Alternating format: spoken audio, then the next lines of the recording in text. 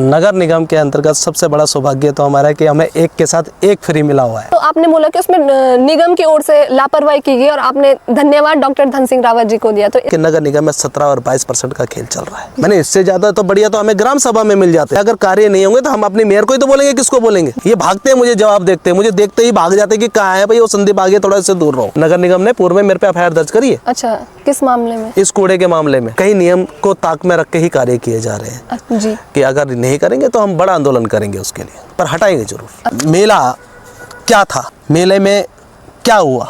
Board बैठक sir पर ही होता, आप मानते हैं? इस पूरे क्षेत्र में स्ट्रीट लाइट लगे क्योंकि यहाँ पे बाग लगातार चल रहा है। जो कार्य नगर निगम के पास पेंडिंग थे, नगर निगम ने उसको आगे ही नहीं बढ़ा पाए। लेकिन आज तक पेमेंट ठेकेदारों की हो गई और हमसे पूछा तक नहीं गया। आयुक्त महोदय को विरोध करा आपने। जब नगर निगम हमें ही जवाब नहीं दे रहा है तो हम क्या अपेक्षा करेंगे हमारे क्षेत्र का विकास हो? मुझे लगता है उसमें भी बहुत बड़ा भ्रष्टाचार हो रखा है। तो ट्रक अगर आप खुले लेकर आएंगे, नियमों के अनुसार नहीं तो हम तो रोकेंगे। कूड़े को उठाकर लेकर भी लोगों में बड़ी नाराजगी है। इस पूरे क्षेत्र में स्ट्रीट लाइट लगे क्योंकि यहाँ पे बाग लगातार चल रहा है। 11 महीने में अब पड़ रहा है, बहुत दुर्भाग्यपूर्ण है। नगर निगम को चलाने वाला तो कोई और ही है, यहाँ स्वरपुरी एक व्यक्ति है जो हमें एक के साथ एक फ्री मिला हुआ है। इन पार्षदों को कौन पूछता है? जो चाहूंगा वो पास करा दूंगा। पूर्व में भी मेले को लेके भ्रष्टाचार के आरोप लगाने वाले कोई और नहीं थे। आप जानते हैं गोला बाजार से कौन थे वो। हमें कुछ भत्ता सैलरी के रूप में मिल सके तो देखिए, मैं तो दबाव पे आता नहीं। जिस दिन मुझे प्रमाण देना आना होगा मैं प्रमाण जरूर दूंगा। उस जो निगम चलता है वो यूपी एक्ट के अनुसार चलता है, 1959 के अनुसार। तो मुझे 3 सफाई कर्मचारी मिलने थे जो मुझे आज तक मिले ही नहीं। कि जिस दिन तू बनेगा ना उस दिन तेरे को पता लगेगा। पॉलिटिक्स में साफ मनी का होना बहुत आवश्यक है। पेट ही भर जाएगा तो आप क्यों भ्रष्टाचार करोगे? आप कार्य करोगे। नगर निगम में पुनः भ्रष्टाचार लौट कर आ गया है। हमारी मेयर महोदय, आयुक्त महोदय पे भ्रष्टाचार का आरोप लगाती है। छोटे ठेकेदारों को काम करने का मौका दीजिए। कि ऐसा क्या है कि वो फाइल को दबाया जा रहा है बार बार, उसकी कागजों में प्रोसेस को आगे बढ़ाया जा रहा है पर उसको खत्म नहीं किया जा रहा। नमस्कार, इस वक्त हम मौजूद हैं श्रीनगर गढ़वाल के नगर निगम वार्ड 40 के वैद गांव में नकोट में, जो कि वार्ड 40 के अंदर आता है। और उसके पार्षद हमारे साथ मौजूद हैं संदीप सिंह रावत जी। रावत जी, आपका स्वागत है रीजनल रिपोर्टर में। आप एक युवा राजनेता हैं और कैसे आपने राजनीति की ओर अपना रुख किया? देखिए, मैं कोई राजनीतिक व्यक्ति हुई नहीं, ना मेरे पूर्वजों में से किसी ने राजनीति करी। मैं जब श्रीनगर में 2016 में आया था तो मैं बिजनेस पर्पस पे आया था। अच्छा। इससे पहले मैं इंटरनेशनल कंपनी में काम कर रहा था। अच्छा। लेकिन जब मैं यहाँ आया तो मैंने यहाँ की मूलभूत सुविधाओं को जाना, देखा कि पब्लिक किस प्रकार से दूर दूर भागती है और किस प्रकार से अधिकारी उनको इधर उधर घुमाते हैं। 2018 में आपको याद होगा कि रेलवे का कार्य चला यहाँ पर जी।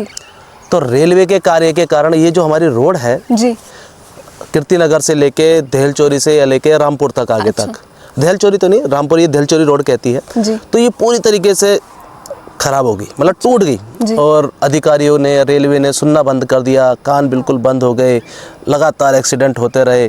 तो मुझे ऐसा लगा यार भाई कोई बोल ही नहीं रहा इनके खिलाफ कि कुछ भी हो जाए। मेरी बेटी भी एक बार गिरी, मैंने बहुत एक्सीडेंट देखे हैं इस रोड पे। तो मुझे लगता है यार अब उठना पड़ेगा। अच्छा। अब बिजनेस को थोड़ा साइड रखते हैं जी, थोड़ा आवाज बुलंद करते हैं। युवा भी थे और फिर कुछ लोग मेरे साथ आए, 2-4 करते करते हमने जनसभा बनाया। और उसी से शायद राजनीति की शुरुआत होगी, पृष्ठभूमि बन गई और आज आपके सामने पार्षद के रूप में खड़े हैं। जो गांव से जुड़े लोग हैं, जिनको ज्यादा ज्ञान नहीं है, जो ये उनको ये नहीं पता कि कार्य किस प्रकार से होने, बस हमने एक मार्गदर्शन के रूप में उनके लिए उनका प्रहरी बोलते हैं, हम प्रहरी बनकर ही कार्य करा और राजनीति में आ गए। अच्छा रावत जी, 11 माह हो चुके हैं नगर निगम के चुनाव को लेकर, आपको 11 माह का समय हो चुका है। तो क्या क्या आपके जो मैनिफेस्टो में जो आपके चुनाव मुद्दे थे तो उनको लेकर अभी कौन कौन से कार्य सर्वप्रथम हुए? जैसे कि हमने शुरू में आपसे बातचीत करी थी और हमने उसको बतौर अपने जो हमारा अखबार है रीजनल रिपोर्टर साप्ताहिक, उसमें छापा भी था कि आपके जो प्रमुख थे कि जो हाई टेंशन लाइट है यहाँ पे 11 kV की जो किलोवाट की यहाँ पे से गुजर रही है उसका निस्तारण करेंगे आप। तो उसमें से कौन कौन सी जो आपके पहले मैनिफेस्टो में थे वो चीजें हो चुकी इन 11 महीनों में? मैंने देखा कि राजनीतिक दल कहीं ना कहीं अपने अपने मैनिफेस्टो बनाते हैं। क्यों मैंने तो थोड़ा शुरुआत करी कि क्यों ना एक छोटे से राजनीतिक करियर में भी एक मैनिफेस्टो तैयार किया जाए और जनता के सामने उसको पेश किया जाए। तो मैं आप देखिए फरवरी 7 तारीख को हमने शपथ ली थी रामलीला मैदान में और आज ऑलमोस्ट 11 महीने 10 महीने हो चुके हैं। 10 महीने मैं स्वयं से संतुष्ट नहीं हूँ। अच्छा। मैं स्वयं से संतुष्ट इसलिए नहीं हूँ कि मैं धरातल पे जो चीज चाहता था वो मिल नहीं पाई। अच्छा। इसके पीछे यह कारण है कि हम तो दिन रात भाग रहे हैं जी, लेकिन जो कार्य नगर निगम के पास पेंडिंग थे, नगर निगम ने उसको आगे ही नहीं बढ़ा पाए। अच्छा। अब आप देखिए, मैं आपको बताता हूँ, जब हमारी पहली बोर्ड बैठक होती है जी जी, तो पहली बोर्ड बैठक में आप देखते हैं कि हमारे नगर निगम के अंतर्गत केवल 6 या 7 ही ठेकेदार हैं। अच्छा। जो कार्य कर रहे हैं। अच्छा। और विस्तार देखिए नगर निगम का। जी। नगर निगम का विस्तार हो गया 40 तक। जी। पहले केवल 11 पार्षद सभासद रहते थे जी। तो आज 40 हो गए। आप बताइए, हमारे जब पहली बोर्ड बैठक में इतने सारे प्रस्ताव गए होंगे तो क्या वो 7 लोग कर सकते थे? तो हमने क्या करा जी? हमें लगा गलत, तो हमने पहली तो नहीं कहते, दूसरी बोर्ड बैठक। अच्छा। तो हमने उस बोर्ड बैठक में क्या करा जी? हमने मेयर आयुक्त महोदय को विरोध करा। अच्छा। आपने देखा होगा, मैं बड़ा उस समय फ्रंट में आके मैंने लड़ा, और लड़ते हमने क्या करा, एक सामंजस्य क्रिएट कर दिया, और सामंजस्य क्रिएट होने पे आयुक्त मैडम मानी, और उस चीज़ पे हमने आगे कार्य करा कि इस नगर निगम में रजिस्ट्रेशन बढ़ने चाहिए। अच्छा। तो वो रजिस्ट्रेशन प्रोसेस जो बढ़ा है वो आज तक हुआ ही नहीं वापस। अब मैंने कई क्वेश्चन जवाब मांगे जी, मुझे जवाब ही नहीं मिलते नगर निगम से जी, क्योंकि हम एक प्रतिनिधि हैं, और जब नगर निगम हमें ही जवाब नहीं दे रहा है जी, तो हम क्या अपेक्षा करेंगे हमारे क्षेत्र का विकास हो जाए जी। तो इसलिए मैं ये मानता हूं कि जो हम जिस लिए हम धरातल पर आए थे वो हम खुद ही उसमें नाकाम हो रहे हैं। लेकिन मैं आपको विश्वास दिलाता हूं, मेरे को 5 साल मेरी जनता ने दिए हैं, मेरे भाई बहनों ने दिए हैं, मेरी माताओं ने दिए हैं, उन्होंने मेरे से जो अपेक्षा रखी है मैं उसमें बहुत तेजी से कार्य कर रहा हूँ, और जल्दी धरातल पे चीजें उतरेंगी। अच्छा, तो 11 महीने में कुछ ऐसे कार्य भी प्रस्ताव जो आपने रखे होंगे बोर्ड बैठक में, तो कुछ हुए हैं उनमें से पूरे? देखिए, प्रस्ताव मैंने रखे हैं, प्रस्ताव में से केवल एक ही कार्य अभी तक संपन्न हो पाया है जी, और वो है आगे धनचड़ा गांव है। अच्छा। उसके लिए मैंने एक टाइल्स लॉकिंग का जो कार्य है चल रहा है उसे मैंने पूर्ण किया है। अच्छा। और केवल एक ही काम कर पाया हूँ, इसलिए मैं कह रहा हूँ। और दूसरा है, थोड़ी बहुत लाइटें यहाँ पे लगी हैं जी, और इस पे भी अभी कार्रवाइयाँ चल रही हैं जी। लेकिन मुझे लगता है कहीं ना कहीं जो नगर निगम है ना, नगर निगम में पुनः भ्रष्टाचार लौट कर आ गया है। अच्छा। और वो जो भ्रष्टाचार है यही कारण है कि विकास नहीं हो पा रहा है। पैसा हमारे पास पर्याप्त है जी, पर जो विजन है जी, वो विजन नहीं हो पा रहा है। अच्छा। कनेक्ट उस भ्रष्टाचार के कारण। हमने भ्रष्टाचार के लिए आवाज उठाई थी जी, तभी हम सत्ता में आ गए जी। अब भी भ्रष्टाचार चल रहा है जी, तो अभी हम देख रहे हैं कि अब हमें किस तरफ का मुख करना है। पहले आप ही देखिए, बहुत समय पहले आपने शुरू में देखा होगा कि हमारी एक कॉन्फ्रेंस होती है जी, बहुत बड़ी कॉन्फ्रेंस होती है जी, हमारी मीटिंग हॉल में। अच्छा। और हम सभी पार्षद उसमें रहते हैं जी। हमारी मेयर महोदया, आयुक्त महोदया पे भ्रष्टाचार का आरोप लगाती है तरह तरह के। आप देखिए उस वीडियो आज भी अगर आपको मिलेगी तो आप देखिएगा कितने तरह के भ्रष्टाचार का आरोप लगाती है जी। पर लेकिन उसके बाद क्या है, स्थिति क्या है सुनने, बस यही कारण है कि कहीं ना कहीं विकास रुक रहा है। आज 11 माह हो चुके हैं, तो और वैसे तो बोर्ड जो बैठक होती है उसके 3 माह का अंतराल होता है, तो अब तक आपकी कितनी बोर्ड बैठकें हो चुकी हैं और के वार्ड से कितने प्रस्ताव उसमें रखे? देखिए, लास्ट बोर्ड बैठक जो हमारी हुई वो 13 तारीख की हुई है, 13 अगस्त के आसपास हुई है मेरी लास्ट बैठक, मुझे जहाँ तक मेरी याद है। तो 13 अगस्त में वो भी बैठक बताइए किस चीज़ के लिए हुई है। आप देखिए, बड़ा इंटरेस्टिंग है। वो बैठक जो हुई है वो बैठक हुई हमारी इसी रजिस्ट्रेशन को लेके, जो ठेकेदारों का पंजीकरण के व्यवस्था को सुधारने के लिए वो बोर्ड बैठक हुई। अच्छा। और हमने उसमें इतनी बड़ी चीज थी नहीं कुछ, क्योंकि हम ऑलरेडी क्लियर कर चुके थे कि आप छूट दीजिए रजिस्ट्रेशन में और छोटे ठेकेदारों को काम करने का मौका दीजिए, ताकि भाई ऑब्वियसली हमारा आदमी जाएगा कहाँ, ठेकेदारी तो कुछ छोटी मोटी चीजें करके ही तो वो घर अपना गुजारा बसरा कर रहा है, तो वो अभी तक नहीं हो पाई। वो उसी बैठक थी और अब अगस्त से सितंबर, अक्टूबर, नवंबर, दिसंबर 10 मंथ, तो जबकि हमें ये विश्वास दिलाया था कि 3 महीने के अंदर ये सारी चीजें हो जाएंगी। अच्छा। पर वो 3 महीने की जगह वो हो गई, आज 6-8 महीने हो गए हैं। तो कहीं ना कहीं इसकी जांच करनी आवश्यकता है। अच्छा। कि ऐसा क्या है कि वो फाइल को दबाया जा रहा है बार बार, इसकी कागजों में प्रोसेस को आगे बढ़ाया जा रहा है, पर उसको खत्म नहीं किया जा रहा है। अच्छा। कोई ना कोई तो है उसके पीछे, आप इसको परखिए। चाची जी, बिलकीदार के जो यहाँ घर है, मतलब वैद गांव में नकोट से लगे हुए जो घर है, इनके ऊपर से 11 किलोवाट की विद्युत लाइन गुजर रही है। इसके लिए आपने बीच में विरोध भी किया था, सकारात्मक रूप में क्या कुछ कदम उठाए गए? देखिए, वो 11,000 किलोवाट का जो ये लाइन है, आप देख सकते, तो वो लाइन जो है वो बिल्कुल आप देखेंगे ना टच होके जाती है जी, घरों के ऊपर से टच होती है जी जी। उसमें सबसे पहले एक हमारा एक भटजी है, उनका भाई था, छोटा भाई। अच्छा। वो झुलसा, अच्छा, मरते मरते बचा जी। मैंने तत्काल प्रभाव से संज्ञान दिया। उसके बाद एक लेबर था, अच्छा, वो झुलसा, अच्छा, वो भी मरते मरते बचा बड़ी मुश्किल से, उसको भी हम लेके गए जी। इसके बाद अभी वो हाई टेंशन लाइन किसी के घर के ऊपर गिर गई, उस भी हमने धरना दिया, पेपरों में भी आया, हमने संज्ञान दिया, हमने लिखित में दिया कि आप, उस समय हमें ये भी कहा गया कि 1 महीने के अंदर इसको हटा दिया जाएगा, इस पर प्रतिक्रिया पूरी हो जाएगी, पर कुछ हो नहीं पाया उस पे भी। अच्छा। तो अभी हमने सीएम को पत्र लिख दिया है वापस कि अगर नहीं करेंगे तो हम बड़ा आंदोलन करेंगे उसके लिए, पर हटाएंगे जरूर। आपके द्वारा नगर निगम बैठक में एक ज्ञापन भेजा गया था कि नगर निगम की जो बैठक है उनको ऑनलाइन सुनियोजित किया जाए, तो क्या कुछ उस पर निगम की ओर से प्रतिक्रिया आई है? ऐसा होता है जी, राजनीति में, जैसे अब हम प्रतिनिधि हैं जी, माना हमारी विचारधारा नगर निगम के कर्मचारियों से नहीं बनी, अपनी मेयर से नहीं बनी, आयुक्त से नहीं बनी, ठीक है। तो होता क्या है, कभी कभार आप देखिए कि राजनीति में क्या होता है कि उस व्यक्ति वो हमारी नहीं सुन रहा तो उसको किस प्रकार से दबाया जाए, तो वो भिन्न भिन्न प्रकार के जो हथकंडे होते हैं कि उन्होंने वहाँ से कुछ लोगों को पकड़ो, ये करो, वो करो, इसको दबाओ, इस पर दबाव बनाओ। तो देखिए मैं तो दबाव पे आता नहीं, क्योंकि हम जो लड़ाई लड़ते हैं ना वो प्रामाणिकता के साथ लड़ते हैं। अभी मेरे हाथ में देखेंगे तो ये मेरा प्रमाण है, जिस दिन मुझे प्रमाण देना आना होगा मैं प्रमाण जरूर दूंगा, उस भ्रष्टाचार के भी खिलाफ दूंगा, मैं अनियमितताओं के खिलाफ भी दूंगा, मैं उन चिट्ठियों को भी सार्वजनिक करूंगा ना, निगम की जो मैंने वहाँ पे दिए, मैं अपने उन लोगों को भी लेकर जाऊंगा नगर निगम में जो मुझे बोलते कि ये कार्य क्यों नहीं हो रहा, तो जवाब तो उनको देना पड़ता है ना, हमें तो नहीं देना पड़ता है बेसिकली। तो हमारी तरफ से तो सारी चीज़ें क्लियर हैं। पहली बार नगर निगम का जो कार्यकाल शुरू हुआ है, तो जो आपके बेसिक मुद्दे थे, सफाई हो, पानी हो, बिजली हो, सड़क हो, क्या इन मुद्दों पर लेकर कुछ काम हुआ है? देखिए मैंने कहा था कि अभी एक ही सड़क बनी है जी। अगर मैं बताऊं, निगम में एक प्रावधान है, हमारा जो एक्ट चलता, हमारा जो निगम चलता है वो यूपी एक्ट के अनुसार चलता है, 1959 के अनुसार है कि 500 के ऊपर एक लेबर दी जाती है सफाई कर्मचारी। तो मेरे यहाँ पे 1300 वोट थी। अच्छा। तो उस हिसाब से मुझे 3 लेबर मिलने थी, कर्मचारी मिलने थे सफाई के लिए। 1152 कुछ वो थे ना, मतदाता थे। हाँ 1192, मतलब तो मुझे 3 सफाई कर्मचारी मिलने थे जो मुझे आज तक मिले ही नहीं, जिस वजह से सफाई नहीं हो रही। कि आप इस रास्ते से आएंगे देखेंगे कितना गंदगी है। कंप्लेंट दिखाता हूँ कि मैंने कंप्लेंट कर रखी है कि भैया आप कर क्या रहे हो, सफाई करो, कहाँ हैं आपके कर्मचारी जी। क्या वो ऐसा तो नहीं है उसमें भी ये गोलमाल कर गए? नहीं, तो हमने लिखा कि शिकायत करा, भैया मेरी नालियाँ साफ़ नहीं है, देखिए गंदगी की समस्या बनी हुई है, हमारे क्षेत्र में नालियों की साफ सफाई नहीं की जा रही है। वार्ड नंबर 40 में 3 महीने कंटिन्यू करा, मैंने बोर्ड बैठक में उठाया मुद्दा, मैंने कितने बार बोल दिया, अब जब नहीं करा तो देखिए हम प्रतिनिधि हैं, जनता हमसे आस लगाती है, उन्होंने वोट दिया, वो वोट दे के घर चली जाती है कि भाई ये कुछ करेगा, तो मुझे क्या करना था, मैंने उठाया फावड़ा और नाली साफ कर दी। अब उसके बाद इनको होश में आया कि अब तो पार्षद नाली कर दिया, अब तो बस अब उन्होंने भेज दिया, अब वो भी आधी करके चले गए, आधी करके आधी छोड़ के। अब देखिए कितनी बड़ी हमारे विडंबना हो जाती है कि आधा तो रोड रास्ता बना दिया, आधा छोड़ दिया है, और आधी नाली साफ कर दी और आधे छोड़ दिया, होता है ना जी।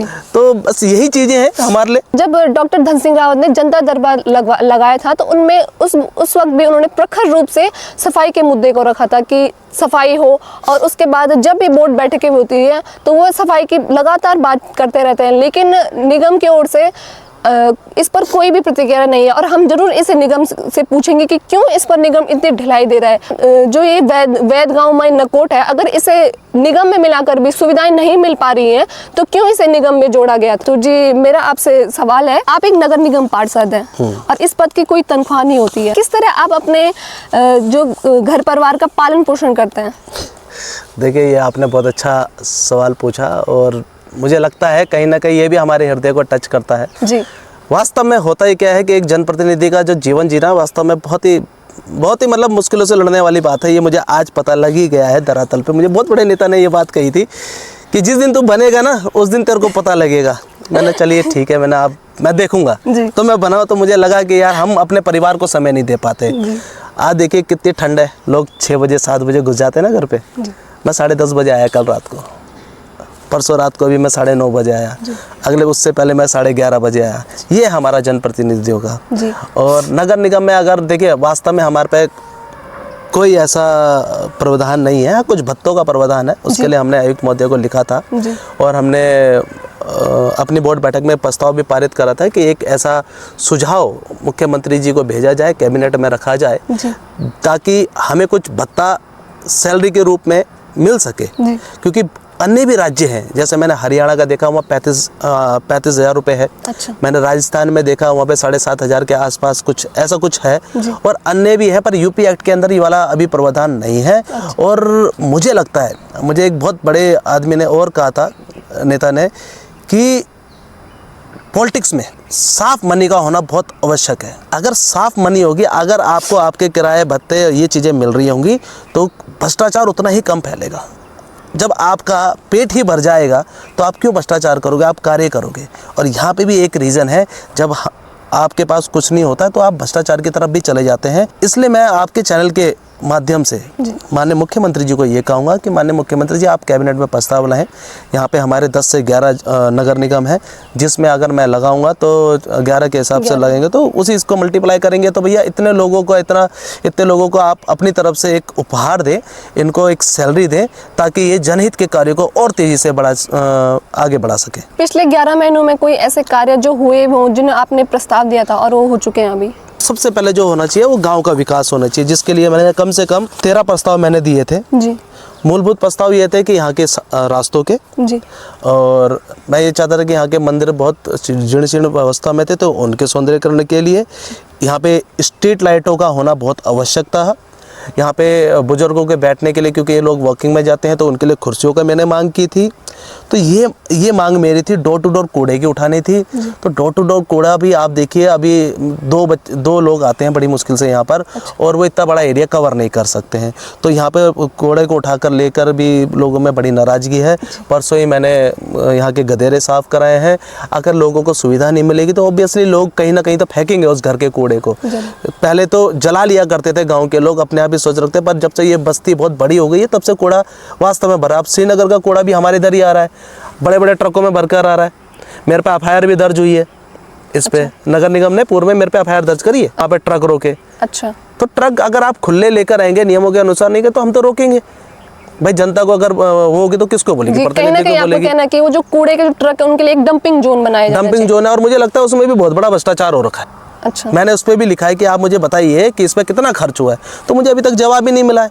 ये कोई जवाब ही नहीं देते हैं मेरे को, ये भागते हैं मुझे जवाब देखते हैं, मुझे देखते ही भाग जाते हैं कि कहाँ है भाई वो संदीप, आगे थोड़ा से दूर रहो। यदि मेरे क्षेत्र में स्ट्रीट लाइट नहीं लग रही, यदि मेरे क्षेत्र में बाग आ रहा है, यदि मेरे क्षेत्र में क्या कहते हैं मूलभूत सुविधाओं का अभाव है, यदि मैंने अपने क्षेत्र के लोगों के लिए कुर्सी मांग ली, ठीक है, यदि आप देखिए बोर्ड बैठक सबसे बड़ी है, कुछ भी आएगा तो पहले बोर्ड बैठक में रखा जाएगा, सर्वसम्मति प्रस्ताव पास होगा, और उस बोर्ड बैठक में कुछ चीज़ें ऐसे बिना प्रस्ताव किए हुए नगर निगम खरीद रहा है। अभी हमने एक मामला उठाया था डस्टबिन का, नगर निगम ने डस्टबिन खरीदे, तो हमने पूछा भाई आपने किससे पूछ के खरीदे डस्टबिन, और देखे तो बहुत हल्की क्वालिटी के, लो क्वालिटी के। तो मैंने बोला भैया मुझे पहले इसका रेट बताओ कि इसकी क्वालिटी क्या है। मैंने इससे ज़्यादा तो बढ़िया तो हमें ग्राम सभा में मिल जाते थे जी। तो ये हमने पूछा, तो उससे अब लगा लीजिए, जब अब सुनी ही नहीं जा रही है और हमने उसके लिए एक प्रस्ताव दे दिया, मतलब प्रस्ताव क्या, मतलब एक चिट्ठी दे दी, तो आप ये सोच रहे हैं कि हम आपके विरुद्ध हो गए। हम विरुद्ध नहीं है भाई, अगर कार्य नहीं होंगे तो हम अपने मेयर को ही तो बोलेंगे, किसको बोलेंगे जरूर, और कहाँ बोलेंगे, बोर्ड बैठक में बोलेंगे। इसलिए हमने बोर्ड बैठक बुलाई कि आप बोर्ड बैठक बुलाइए, बहुत अनिवार्य हो गई है बोर्ड बैठक। तो अब क्योंकि देखिए नियम है कि वो नहीं चाहेंगी बुलाना, तो नहीं होंगी बोर्ड बैठकें। अब बोर्ड बैठक का भी इन्होंने फिर से प्रस्ताव मांगे, 15 तक बोले थे। हमने अपने गांव के क्षेत्र के सारे प्रस्ताव दे दिए मैंने, ऑलमोस्ट जितने मुझे ध्यान थे, मैंने 27 प्रस्ताव दिए, सारे रास्तों को मैंने कवर करा है। अच्छा। अब बोर्ड बैठक कब होती है फिर देखते हैं। अब वो तो उन्हीं के हाथ में ना, हम उन पर कोई प्रभाव नहीं डाल सकते। अब वो कुछ भी कह दें कि अभी ये नहीं है, अभी चलो न्यू ईयर भी आ रहा है तो लोगों ने एंजॉय भी करना है, छुट्टियों पर भी जाना है, हो सकता है उसके बाद होगी। तो कुछ चीज़ें हम अपने बोर्ड में भी रखेंगे और साक्ष्य के साथ जरूर रखेंगे कि ताकि जनता के कार्य हो सके। जो आपने प्रस्ताव रखे थे उन पर कुछ कार्य हुए, जैसे रास्ते बने हुए आदि तक बने, लेकिन जो काम हुआ है क्या वो गुणवत्ता परक हुआ है? आपको लगता है जो कार्य हुआ है अभी तक?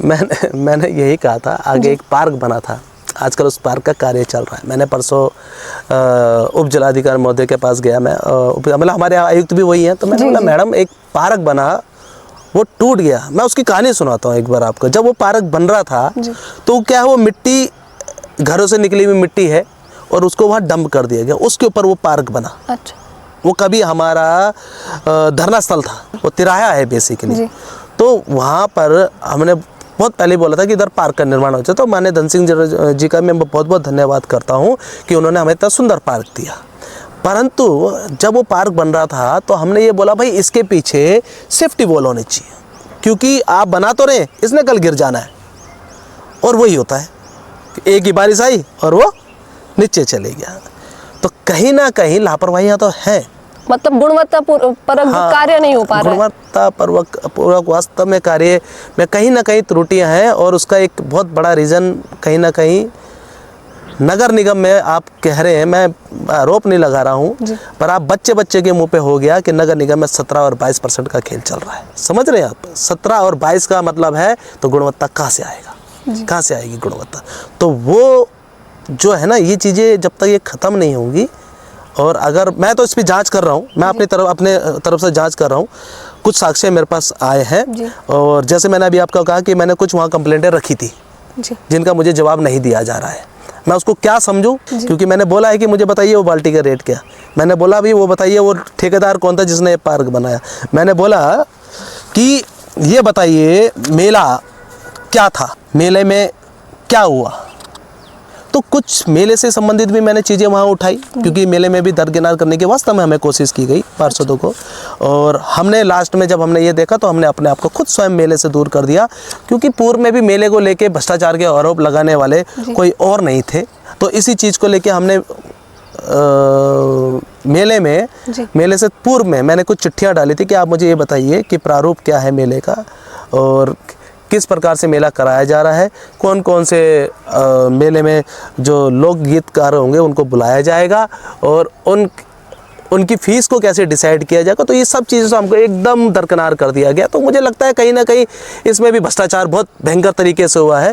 तो पूर्व पीछे वालों को तो हम क्या कहें, पर जो हमारे सामने प्रत्यक्ष रूप से जो मेरा बोर्ड ने करा रहा था, हम उसके बारे में बात कर लेते हैं। जी, आपने बताया कि जो पार्क का कार्य है, तो आपने बोला कि उसमें निगम की ओर से लापरवाही की गई, और आपने धन्यवाद डॉक्टर धन सिंह रावत जी को दिया। तो इसके पीछे का आप बताएंगे क्या है इसके पीछे? देखिए, मैं माननीय धन सिंह रावत जी का धन्यवाद इसलिए दे रहा हूँ कि एक तो उस समय चल रहा था प्रशासक काल।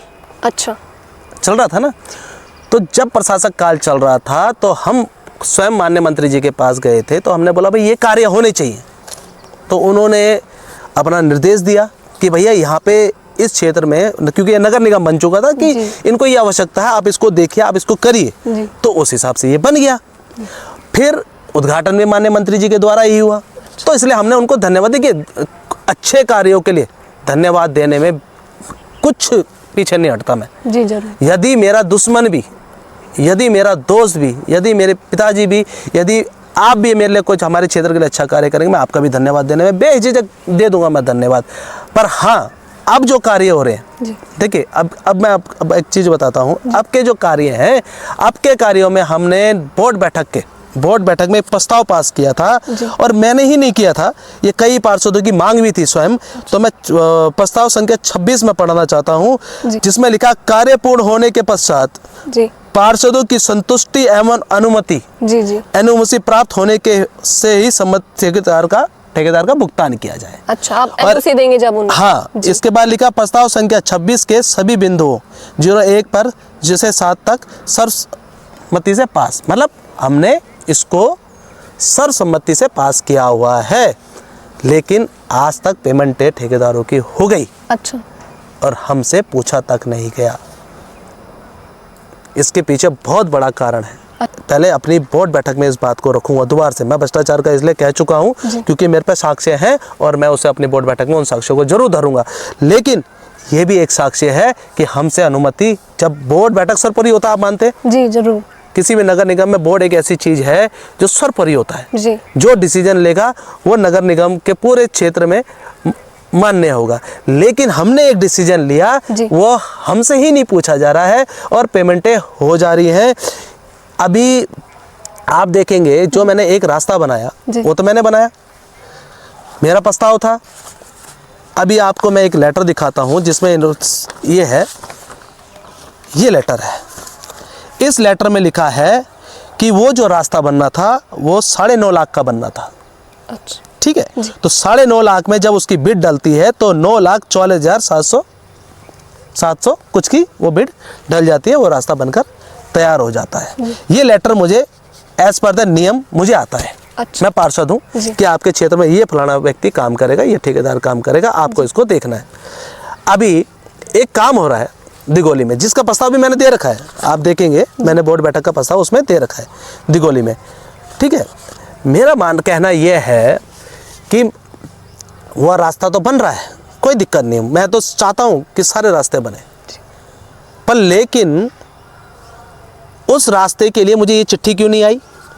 अच्छा। नंबर 1, कल आप उसकी पेमेंट कर दोगे और मुझे उसकी गुणवत्ता जांच करने का आप मुझे बताओगे नहीं। जी।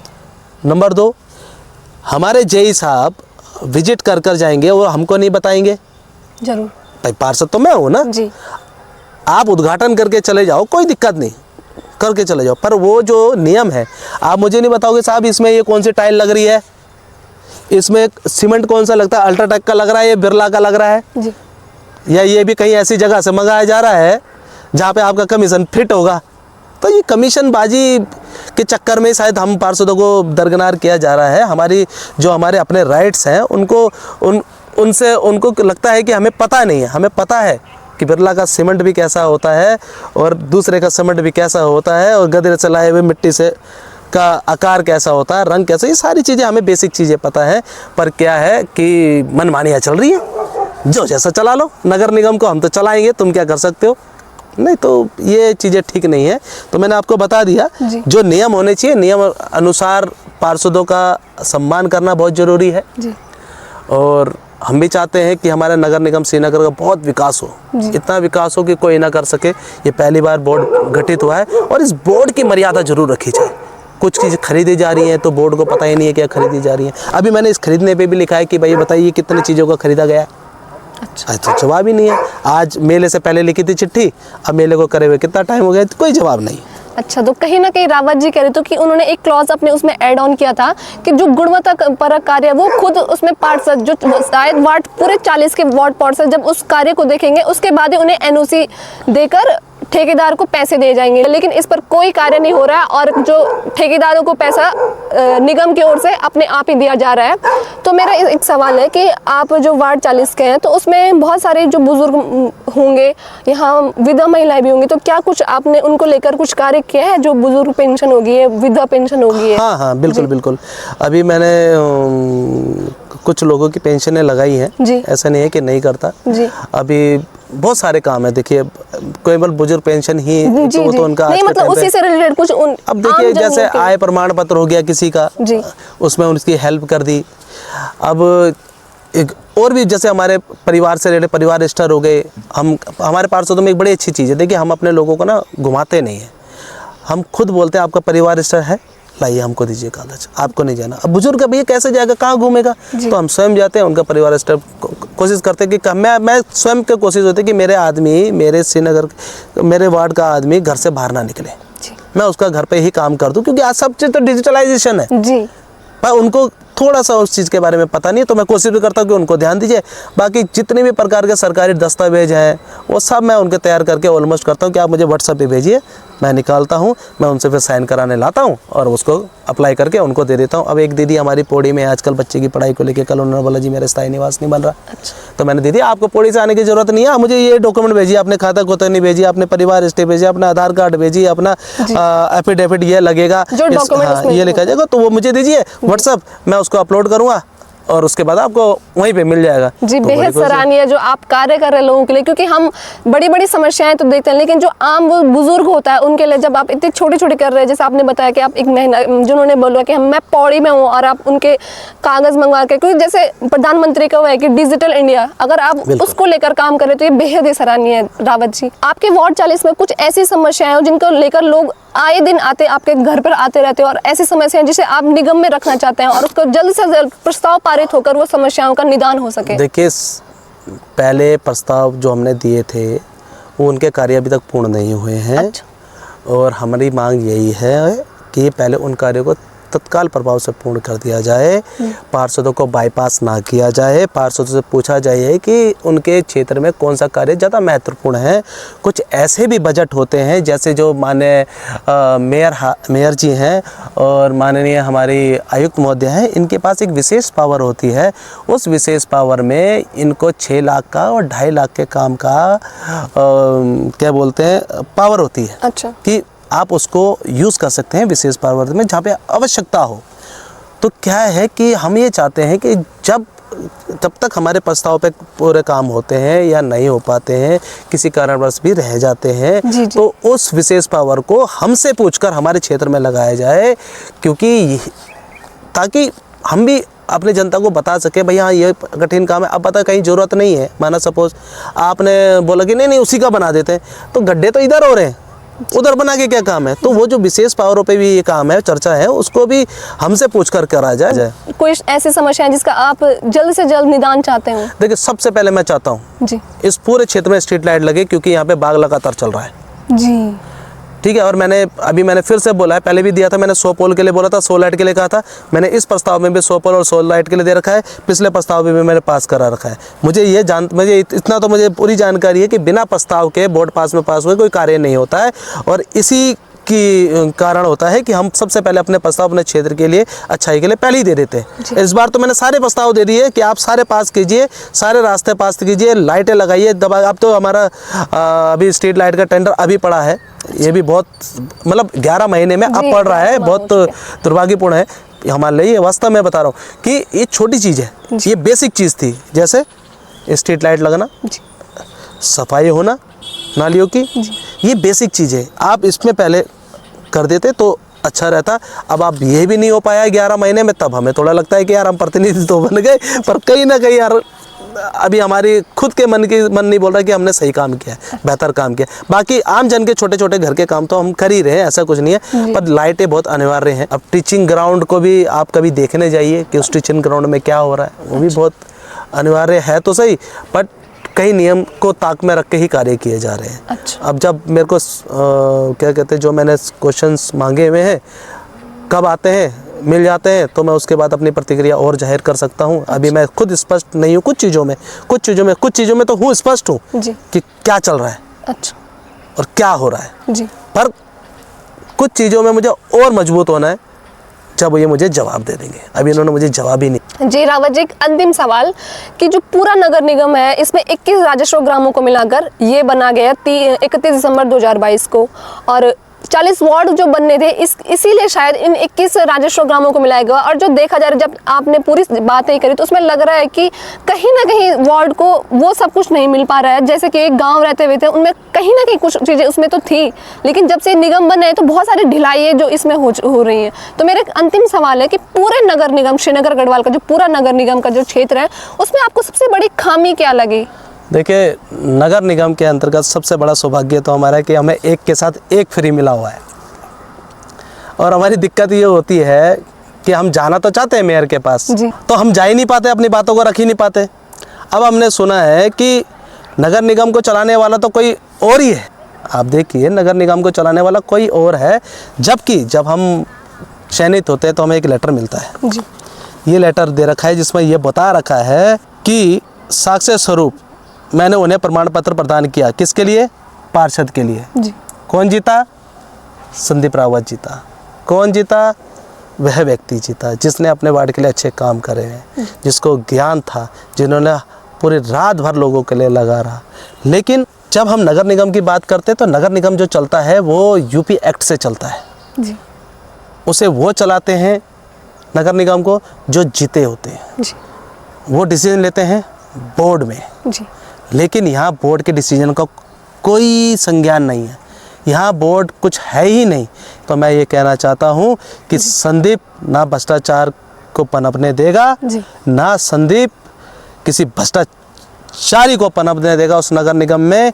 और संदीप का एक ही मकसद है, इस पूरे नगर निगम क्षेत्र में अच्छा विकास हो चुके। ये बोर्ड बैठक जो पार्षदों की गठन हो रखी है, मेयर की गठन हो रखी है, ये कुछ ऐसा काम करके इन अगले 5 सालों में दिखा सके कि ताकि उन्हें लगे कि वास्तव में नगर निगम बनाना सही था। वरना मैं अनुरोध करूंगा माननीय मुख्यमंत्री से कि हमें नगर निगम से हटा दें।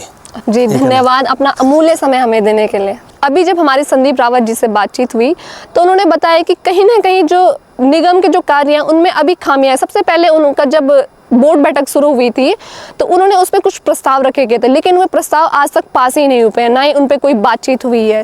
दूसरा कि उन्होंने बताया कि जो एनओसी होती है कि एनओसी तब दी जाती है जब पार्षद खुद गुणवत्तापरक कार्य को देखे और तब वह एनओसी निगम को दे और उसके बाद निगम जो पैसा आता है उसको ठेकेदार को दे, लेकिन ना ही उन्हें गुणवत्तापरक कार्य को देखने के लिए बुलाया जाता है और ना ही उनके यहाँ से एनओसी दी जाती है और बिना एनओसी के ठेकेदार को पैसे भी मुहैया करवा दिए जाते हैं। पार्षद संदीप सिंह रावत जी का कहना है कि नगर निगम श्रीनगर गढ़वाल है वो कहीं ना कहीं 1+1 से चल रहा है, उनके जो आरोप हैं। और उसके अलावा जब डॉक्टर धन सिंह रावत ने जनता दरबार लगाया था उस टाइम पे भी वो अपनी सफाई की समस्या को लेकर आए थे और बार बार वे जब भी बोर्ड बैठकें होती हैं तो उसमें अपने प्रस्ताव को लेकर मुखर रूप से आते हैं और जरूर जब उन्हें लगता है कि कोई कार्य जनमानस की भलाई में नहीं हो रहा तो वो उसका प्रखर विरोध भी करते हैं। हम अब जल्द ही निगम से इस बारे में जरूर बातचीत करेंगे और जो उनकी समस्याएं हैं जिन पर अभी तक कार्य नहीं हुआ है तो उसकी जो कार्य प्रगति है कहाँ पे तक पहुंची है उसको हम जरूर आपको बताएंगे। रीजनल रिपोर्टर से साक्षी गंडारी, कैमरामैन ऋषभ बिस के साथ।